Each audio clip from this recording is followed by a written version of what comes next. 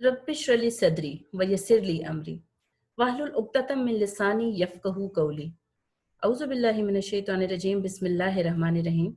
अस्सलामु अलैकुम व रहमतुल्लाहि व बरकातुहू। सूरह अनफ़ाल मदनी सूरा है जिसमें 75 आयात और 10 रुकू शामिल हैं। आज हम सूरह अनफ़ाल का रुकू नंबर 1 पढ़ेंगे और रुकू नंबर 1 में मौजूद आयात 1 ता 3 का बामुहावरा तर्जुमा और तफसीर आज की जाएगी। बिस्मिल्लाहिर्रहमानिर्रहीम।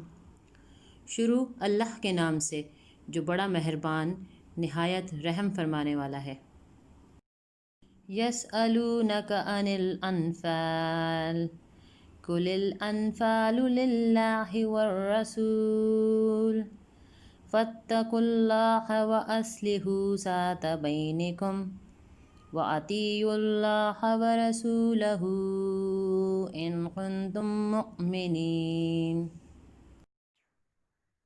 तर्जुमा: ए मोहम्मद सल्लल्लाहु अलैहि वसल्लम, मुजाहिद लोग तुमसे माले गनीमत के बारे में दरियाफ्त करते हैं कि क्या हुक्म है। कह दो कि माले गनीमत अल्लाह और उसके रसूल का माल है, तो अल्लाह से डरो और आपस में सुलह रखो, और अगर ईमान रखते हो तो अल्लाह और उसके रसूल सल्लल्लाहु अलैहि वसल्लम के हुक्म पर चलो।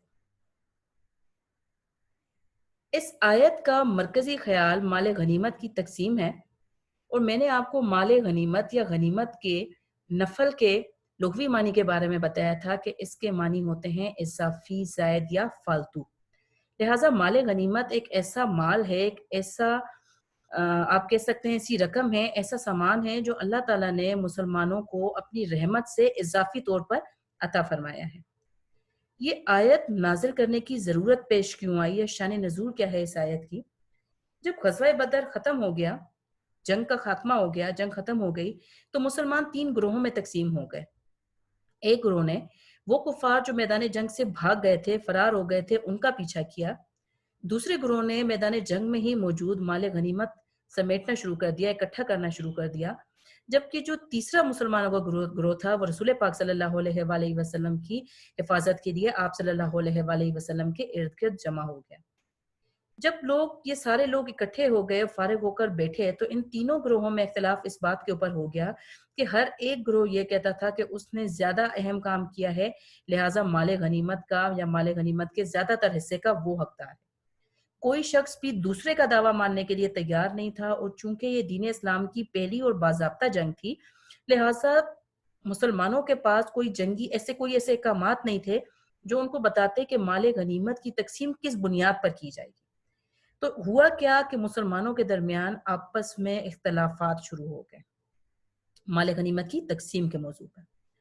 इस मौके पर अल्लाह ताला ये आयत नाजिल फरमाता है और रसूल पाक सल्लल्लाहु अलैहि वसल्लम को मुखातिब करके कहता है कि ए मोहम्मद सल्लल्लाहु अलैहि वसल्लम, मुजाहिद लोग आपसे माल गनीमत के बारे में दरियाफ्त करते हैं कि बता दीजिए कि इसके बारे में क्या हुक्म है, इसकी तकसीम कैसे होगी, किसका माल है ये। तो आप सल्लल्लाहु अलैहि वसल्लम इन्हें बता दें कि ये माल तो अल्लाह ताला और उसके रसूल सल्लल्लाहु अलैहि वसल्लम का है। अल्लाह ताला ने झगड़ा ही खत्म कर दिया कि किसका कम है, किसका ज्यादा है। किसी का कम नहीं है, किसी का ज्यादा नहीं है, ये तो तमाम का तमाम माल अल्लाह ताला और उसके रसूल सल्लल्लाहु अलैहि वसल्लम का है। चूंकि मुसलमान ये जंग माल के लिए तो नहीं लड़ने निकले थे ना कि उन्हें माल दिया जाए, वो तो अल्लाह ताला पर भरोसा था, यकीन था, अल्लाह ताला के आसरे पर निकले थे, तो अल्लाह ताला इसका अजर आपको दे देगा। ये माल तो अल्लाह ताला ने इजाफी इनाम के तौर पर आपको अता फरमाया है। तो याद रखिए कि ये माल अल्लाह ताला और उसके रसूल सल्लल्लाहु अलैहि वसल्लम का है। आप लोग ये करें कि अल्लाह का खौफ दिल में रखें, खौफ खुदा दिल में लाइए, और इत्तेहाद और इत्तेफाक से जो जंग आप जीत गए थे, अब आपस में लड़ाई झगड़ा करके उसके असरात को खत्म करने की कोशिश मत करें।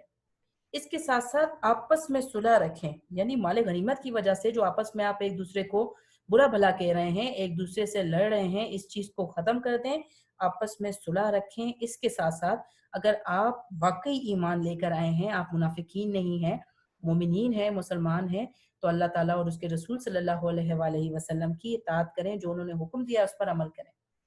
क्योंकि रसूल पाक सल्लल्लाहु अलैहि वसल्लम ने जब ये आयत सुनाई मुसलमानों को, तो मुसलमानों में मुनाफिकीन भी शामिल थे, اور یہ منافقین وہ لوگ ہیں جو زبان سے تو دعویٰ کرتے ہیں کہ یہ مسلمان ہیں، لیکن در حقیقت یہ مسلمان نہیں ہیں، یہ صرف فائدہ حاصل کرنے کے لیے مسلمانوں کے ساتھ شامل ہوئے ہیں۔ لہٰذا جب رسول پاک صلی اللہ علیہ وآلہ وسلم نے حکم فرما دیا کہ مال غنیمت اللہ تعالیٰ اور اس کے رسول صلی اللہ علیہ وآلہ وسلم کا مال ہے، تو کچھ منافقین کو، کچھ لوگوں کو یہ فیصلہ ناگوار گزرا۔ کچھ لوگوں نے زبانی کلامی بھی شاید اس پر اظہار خیال کیا، تو اللہ تعالیٰ کہتا ہے کہ اگر آپ واقعی ایمان لے کر آئے ہیں تو نہ تو کھلم کھلا اور نہ ہی دل میں اس بات پر، اس فیصلے پر کوئی اعتراض کریں۔ اگر آپ اہل ایمان ہیں تو اللہ تعالیٰ اور رسول پاک صلی اللہ علیہ وآلہ وسلم کے اس فیصلے کی اطاعت کریں، کیونکہ یہ فیصلہ تھا تو اللہ تعالیٰ کا، لیکن رسول پاک صلی اللہ علیہ وآلہ وسلم کی کیونکہ زبانی پہنچا تھا۔ اللہ تعالیٰ کا ہر حکم رسول پاک صلی اللہ علیہ وآلہ وسلم پہنچاتے ہیں، لہٰذا اللہ تعالیٰ کہتا ہے کہ آپ رسول پاک صلی اللہ علیہ وآلہ وسلم کے حکم کی اطاعت کریں، کیونکہ وہ میرا ہی حکم آپ تک پہنچا رہے ہیں۔ إنما المؤمنون الذين إذا ذكر الله وجلت قلوبهم وإذا تليت عليهم آياته زادتهم إيمانا وإذا تليت عليهم آياته زادتهم إيمانا وعلى ربهم يتوكلون۔ ترجمہ: مومن تو وہ ہیں کہ جب اللہ کا ذکر کیا جاتا ہے تو ان کے دل ڈر جاتے ہیں، اور جب انہیں اس کی آیات پڑھ کر سنائی جاتی ہیں تو ان کا ایمان اور بڑھ جاتا ہے، اور وہ اپنے پروردگار پر بھروسہ رکھتے ہیں۔ اس آیت کا مرکزی خیال مومنین کی خصوصیات ہے، اور ایک مومن کی خصوصیات آپ اسی وقت سمجھ سکتے ہیں جب آپ ایک مومن اور منافق کا فرق جان لیں۔ مدینہ منورہ کی ریاست میں جو مسلمان آباد تھے، ان کو آپ دو حصوں میں تقسیم کر سکتے ہیں، دو کیٹیگریز میں ان کو ڈیوائیڈ کیا جا سکتا ہے۔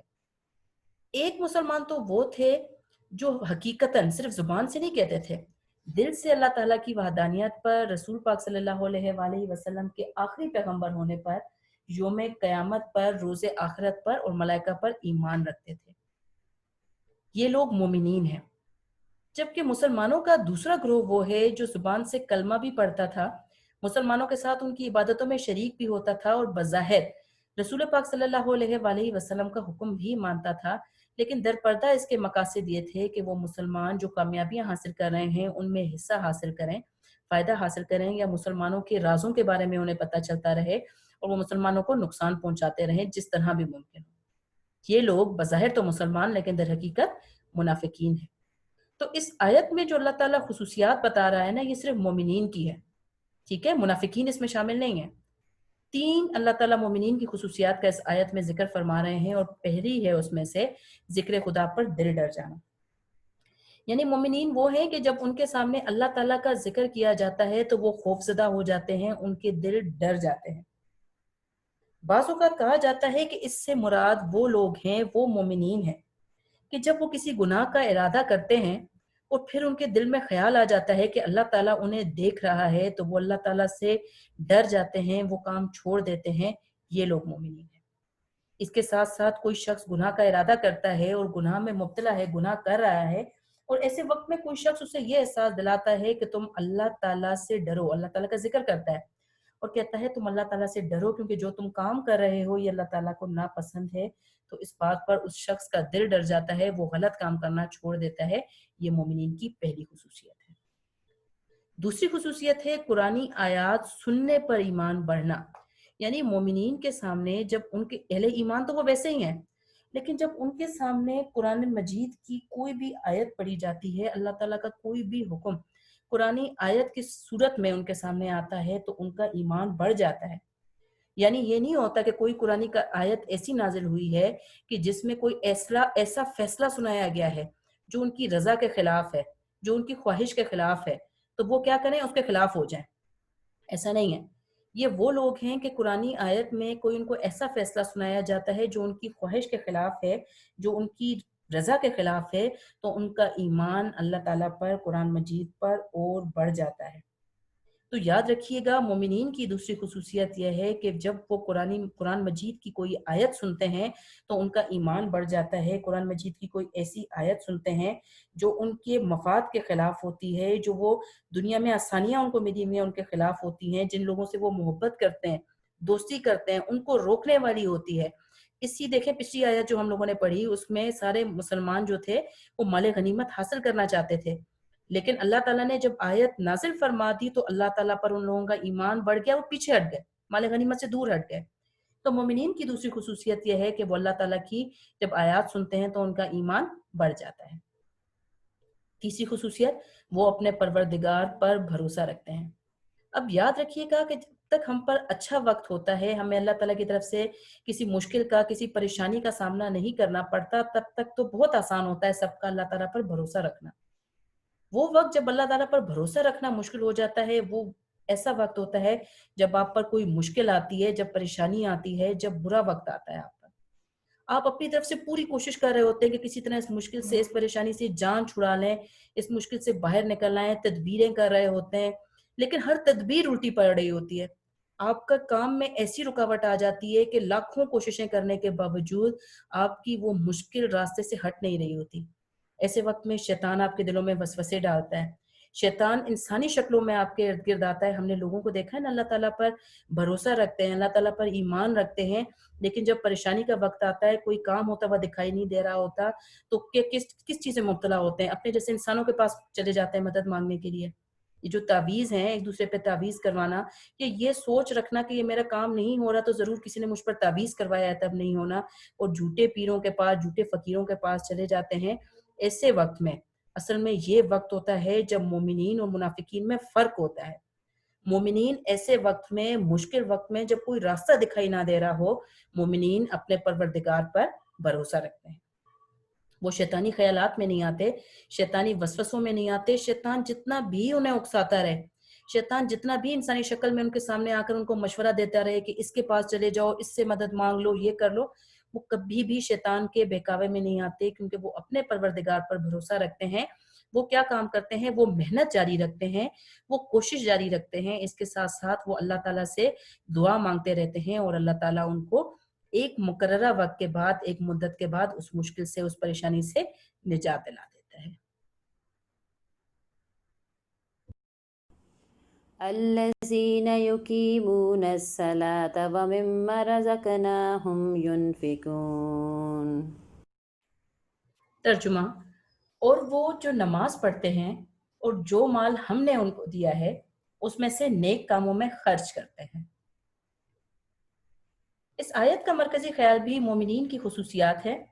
3 خصوصیات آیت نمبر 2 میں بتائی جا چکی ہیں، یعنی ذکر خدا پر دل ڈر جانا، قرآنی آیات پر سننے پر ایمان بڑھنا، اور اللہ تعالیٰ پر یا اپنے پروردگار پر بھروسہ رکھنا۔ اب اس آیت میں، یعنی آیت نمبر 3 میں، چوتھی اور 5ویں خصوصیت بتائی جا رہی ہے مومنین کی، اور چوتھی خصوصیت ہے نماز پڑھنا۔ نماز پڑھنے سے مراد یہ ہے کہ وہ نماز اپنے پوری اندرونی اور جو بیرونی آداب ہیں ان سمیت ادا کرتے ہیں، یعنی 5 وقت کی نماز باقاعدہ اپنے وقت پر ادا کرتے ہیں، نماز ادا کرنے میں سستی نہیں برتتے، اور جو نماز پڑھ رہے ہوتے ہیں تو رکوع سجود پوری احتیاط کے ساتھ جو احکامات نماز پڑھنے کے لیے دیے گئے ہیں انہی کے مطابق نماز ادا کرتے ہیں یا نماز قائم کرتے ہیں۔ اس کے ساتھ ساتھ جو 5ویں خصوصیت ہے ان کی، وہ یہ ہے کہ وہ راہ خدا میں مال خرچ کرتے ہیں۔ یعنی اللہ تعالیٰ نے جو انہیں مال دیا ہے، جو انہیں دولت دی ہے، وہ یہ نہیں سمجھتے کہ یہ چونکہ ہم نے خود محنت کی ہے اس وجہ سے یہ ہمارا مال ہے، ہماری دولت ہے، ہم چاہیں تو کسی کو دیں اور چاہیں تو نہ دیں، بلکہ وہ یہ سمجھتے ہیں کہ جو مال ہمیں ملا ہے یہ اللہ تعالیٰ کی طرف سے عطا کردہ ہے، اور ہمیں اسے اللہ تعالیٰ کے بندوں پر خرچ کرنا چاہیے۔ یعنی وہ صدقہ دیتے ہیں، وہ خیرات کرتے ہیں، اس کے ساتھ ساتھ وہ زکوٰۃ بھی ادا کرتے ہیں، اور جو مال اللہ تعالیٰ نے انہیں دیا ہے وہ اللہ تعالیٰ کی راہ میں، نیکی کے کاموں میں، اپنے مسلمان بھائیوں کی امداد میں اس مال کو استعمال کرتے ہیں۔